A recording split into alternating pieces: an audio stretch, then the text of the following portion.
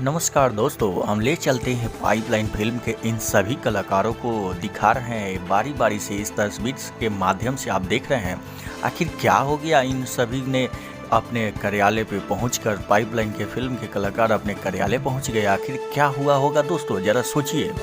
आप तो सोचते होंगे कि कुछ ना कुछ बात हुआ ही होगा, लेकिन दरअसल ऐसा मामला नहीं था। जब छानबीन किया गया तो पता चला कि पाइपलाइन फिल्म के सभी कलाकार अपने कार्यालय पहुंचकर पाइपलाइन फिल्म को रिलीज को लेकर अपने निर्माता से चर्चा किए, अपने डायरेक्टर से चर्चा किए। साथ ही आप इन तस्वीर के माध्यम से देख सकते हैं कि पाइपलाइन के वही कलाकार हैं जो मुख्य संवाद को अपना डायलॉग डिलीवरी दिए हैं। दोस्तों, बात यही थी कि कलाकार पहुंचे पाइपलाइन रिलीज के लिए। बात यही खत्म नहीं होती है दोस्तों, आपको हम बताते चले कि नए साल 2022 जो आया, उस 2022 को लेकर इन सभी कलाकारों के मन में उत्साह की लहर दौड़ पड़ी थी और इसको लेकर अपने सभी कलाकार एक दूसरे को भाईचारा को निभाते हुए नए साल में एक गले मिले और हार्दिक शुभकामना और बधाई भी दी। साथ ही सभी पाठकों और दर्शकों को भी हार्दिक शुभकामना और बधाई भी देते हुए उन लोगों ने कहा कि हमारी जो माँ गायत्री फिल्म प्रोडक्शन है, उससे दूसरी फिल्म तेरे संग प्यार में बनने वाली है, उसको लेकर हम काम करने वाले हैं।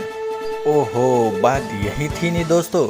क्यों ना हो, आखिर क्यों नहीं होगी खुशी, जो कि माँ गायत्री फिल्म प्रोडक्शन के बैनर तले जो दूसरी फिल्म बनने जा रही है, जिसको लेकर ये सभी कलाकार एक दूसरे को बधाई और धन्यवाद भी किए।